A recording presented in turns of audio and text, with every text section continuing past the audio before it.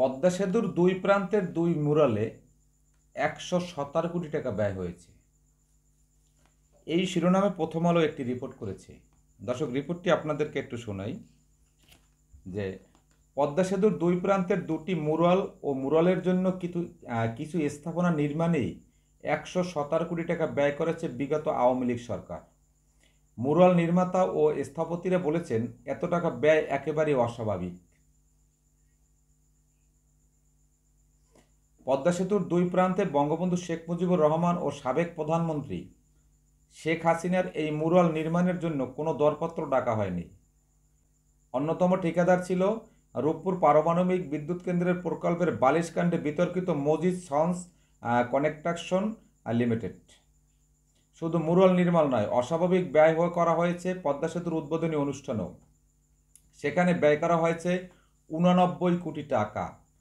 এক্ষেত্রেও উন্মুক্ত দরপত্র নয়, ঠিকাদার নিয়োগ করা হয়েছে নিজেদের পছন্দ মতো। পদ্মা সেতু প্রকল্পের সঙ্গে সংশ্লিষ্ট একজন কর্মকর্তার নাম প্রকাশ না করার শর্তে প্রথম আলোকে বলেছেন যে প্রতিযোগিতার মাধ্যমে ঠিকাদার নিয়োগ করা হলে মুরাল দুটি নির্মাণে 50 কোটি টাকাও লাগতো না।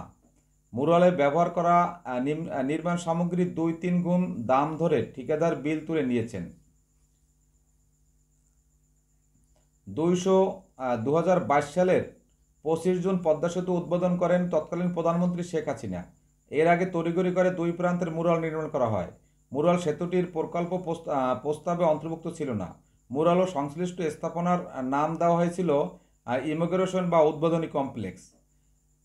চূড়ান্ত বিলের নথি অনুসারে উদ্বোধনী কমপ্লেক্সের নকশা প্রণয়ন তদারকি ব্যয় বাবদ ব্যয় দেখানো হয়েছে 94,62,000 টাকা।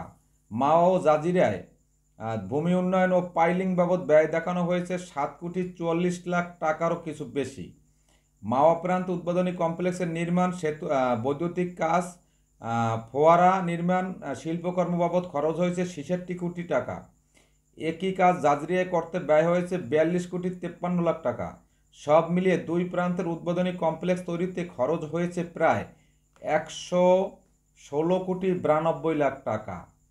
উদ্বোধনী কমপ্লেক্সের নির্মাণ করা হয়েছে মূলত মুরালকে কেন্দ্র করে।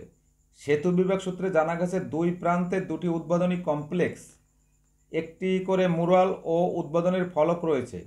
এর চারপাশে নির্মাণ করা হয়েছে বেদি, সামনে আছে ফোয়ারা।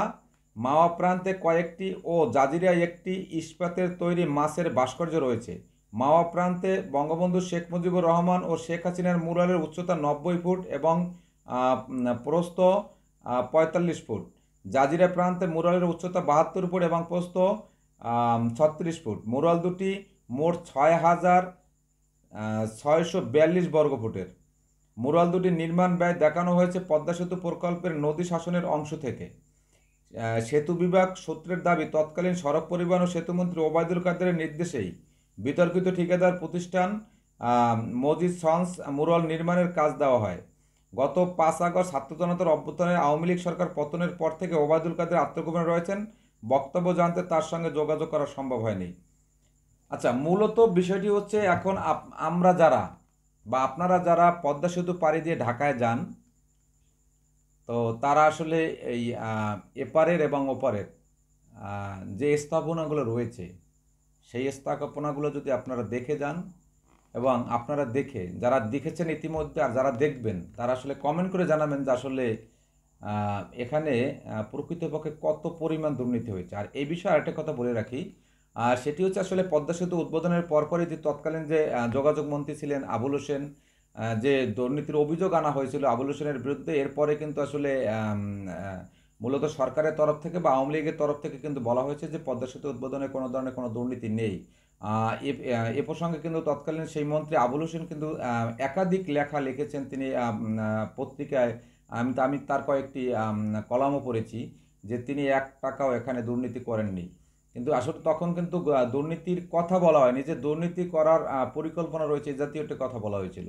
আর সেই প্রসঙ্গে কিন্তু আসলে বিএনপির তরফ থেকে বা এই পদ্মা সেতু নিয়ে নানা কথা বলা হয়েছিল। আর এর জন্যই কিন্তু আসলে এই পদ্মা সেতু থেকে খালেদা জিয়াকে এবং ডক্টর মোহাম্মদ ইউনূসকে টুস করে ফেলে দেওয়ার কথা বলেছিলেন শেখ হাসিনা। তো সর্বোপরি যে আসলে এত বড় গলায় কথা বলার পরেও কিন্তু সেই পদ্মা সেতুতে যে আসলে যে সীমাহীন দুর্নীতি হয়েছে তার প্রমাণ কিন্তু ইতিমধ্যে বের হয়েছে। হয়তো অনুসন্ধান করলে প্রতিটি জায়গা থেকে কিন্তু আসলে আরও দুর্নীতি বের হবে। অর্থাৎ আমাদের যে বাংলাদেশের যে বিগত সরকার যে মেগা প্রকল্পগুলো নিয়েছিলেন, আসলে সেই মেগা প্রকল্পগুলো আসলে মেগা নয়। এই মেগা প্রকল্পগুলো নেওয়া হয়েছিল শুধুমাত্র বড় অঙ্কের টাকা লুটপাট করার জন্য। দর্শক, আপনাদের মতামত কমেন্ট করে জানাবেন। ভালো থাকবেন। আসসালামু আলাইকুম।